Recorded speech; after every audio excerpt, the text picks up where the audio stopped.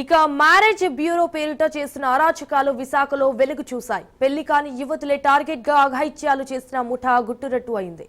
మత్తుమందు ఇచ్చి అత్యాచారాలు చేస్తూ స్పృహ లేని సమయంలో న్యూడ్ వీడియోలు చిత్రీకరిస్తోంది ముఠా. ఇలా 30 మంది నగ్న వీడియోలు చిత్రీకరించి బ్లాక్మెయిల్ చేస్తున్నట్టుగా బాధితులు వాపోతున్నారు. Marriage bureau, herbal products, Rapido పేరిట అమ్మాయిల వివరాలను ముఠా సేకరిస్తోంది. గర్భం దాల్చిన బాధితురాలికి గుట్టు చెప్పుడు కాకుండా అబార్షన్ సైతం చేయించారు. పోలీసులకు ఫిర్యాదు చేసినా బాధితురాలికి న్యాయం దక్కలేదు.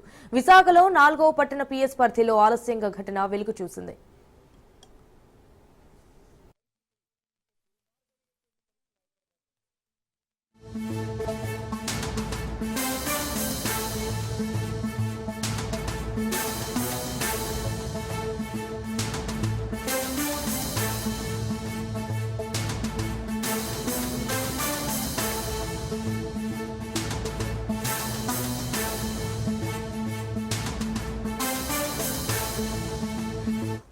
ఇక మ్యారేజ్ బ్యూరో పేరిట చేసిన అరాచకాలు విశాఖలో వెలుగు చూశాయి. పెళ్లి కాని యువతులే టార్గెట్ గా అఘాయిత్యాలు చేసిన ముఠా గుట్టురట్టయింది.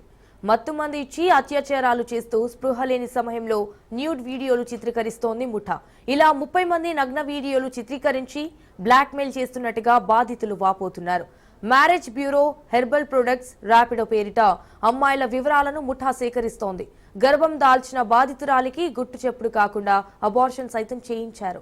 పోలీసులకు ఫిర్యాదు చేసినా బాధితురాలికి న్యాయం దక్కలేదు. ఇటు విశాఖలో 4వ పట్టణ పిఎస్ పరిధిలో ఆలస్యంగా ఘటన వెలుగు చూసింది.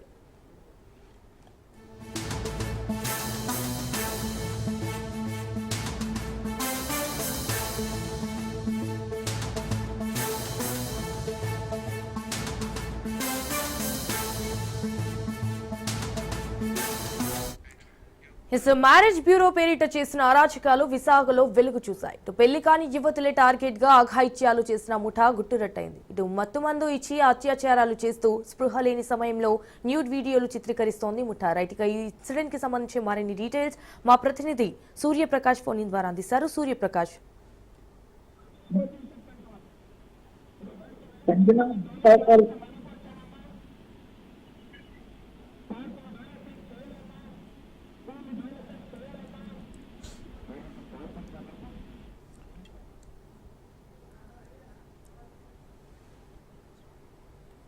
విశాఖపట్నంలో రోజు రోజుకి అత్యాచారాలు, మోసాలు అయితే వెలుగులోకి వస్తున్నాయి. అలానే సాయంత్రం ఒక మ్యారేజ్ బ్యూరో అయితే పెళ్లిళ్ల పేరట అరాచకాలు చేయడం అనేది అయితే నిన్న సాయంత్రం అయితే వెలుగులోకి వచ్చింది.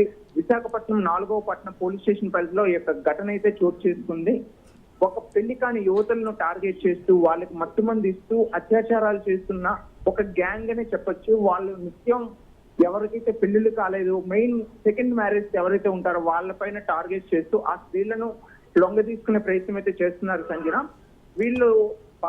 వాళ్ళు ఎలా అంటే వాళ్ళు ఎప్పుడైతే స్పృహ కోల్పోతుంటారో ఆ టైంలో వాళ్ళకి నగ్నంగా వీడియోలు చిత్రీకరించడం, వాళ్ళని బ్లాక్మెయిల్ చేస్తూ వాళ్ళతో పాటు ముందుకెళ్లే ప్రయత్నం అయితే చేస్తూ ఉంటారు. ఈ విషయం పైన నిన్న సాయంత్రం ఒక మహిళ అయితే ఫోర్త్ టౌన్ పోలీస్ స్టేషన్ కి వచ్చి ఫిర్యాదు ఇవ్వడానికి అయితే ప్రయత్నం చేసింది. కానీ ఫిర్యాదు చేసినా కూడా ఎటువంటి ఫలితం లేకుండా మ్యాట్రిమోనియల్ వాళ్ళపైన ఎటువంటి చర్యలు తీసుకోకపోవడంతో మీడియాను ఆశ్రయించడం అయితే జరిగింది.